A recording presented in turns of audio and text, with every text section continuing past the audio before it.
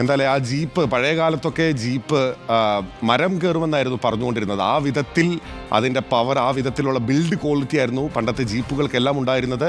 ഇന്ന് അത്തരം ജീപ്പുകളെല്ലാം തന്നെ മോഡിഫൈ ചെയ്തിരിക്കുന്നു, പുതിയ രൂപത്തിലും ഭാവത്തിലുമാണ് വരുന്നത്. റോഡുകളൊക്കെ ഓഫ് റോഡുകൾ പോലെ ആയാൽ എന്ത് ചെയ്യും? രാഷ്ട്രീയ പാർട്ടികളാണെങ്കിൽ സമരം ചെയ്യും. അങ്ങനെ ഒരു സമരം നടന്നു തൃശ്ശൂർ വലപ്പാട്. പക്ഷേ അതൊരു സാധാരണ സമരമായിരുന്നില്ല. കാണാം ആ സമരക്കാഴ്ച.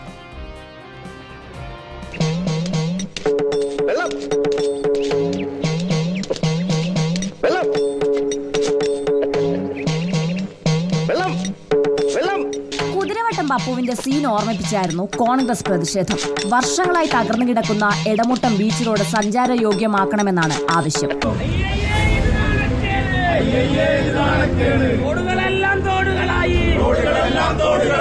വലപ്പാട് മണ്ഡലം കോൺഗ്രസ് കമ്മിറ്റിയുടെ നേതൃത്വത്തിലാണ് പ്രതിഷേധം സംഘടിപ്പിച്ചത്.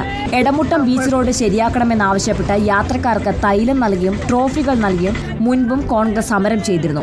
എന്നിട്ടും റോഡുകൾ ശരിയാക്കാത്തതിൽ പ്രതിഷേധിച്ചാണ് വ്യത്യസ്ത സമരത്തിന് നേതൃത്വം കൊടുത്തത്. ഈ റോഡിലൂടെ സഞ്ചരിക്കുന്ന യാത്രികരെ ചെമ്പരത്തിപ്പൂവ് വെക്കേണ്ട ഗതികേടിലേക്ക് എത്തിച്ചത് പഞ്ചായത്ത് അധികാരികളാണെന്ന് DCC ജനറൽ സെക്രട്ടറി ശോഭ സുബിൻ പറഞ്ഞു. ഇവിടെ സഞ്ചരിക്കുന്ന ആളുകളുടെ മനസ്സിലാക്കേണ്ടത്, ഈ നാട്ടിലെ സാധാരണക്കാരായുള്ള ജനങ്ങൾ ചെമ്പരത്തിപ്പൂ വെക്കേണ്ട ഗതികേടിലേക്ക് വലപ്പാട് പഞ്ചായത്തിന്റെ ഭരണസമിതി എത്തിച്ചിരിക്കുകയാണ്. റിപ്പോർട്ടർ, തൃശൂർ.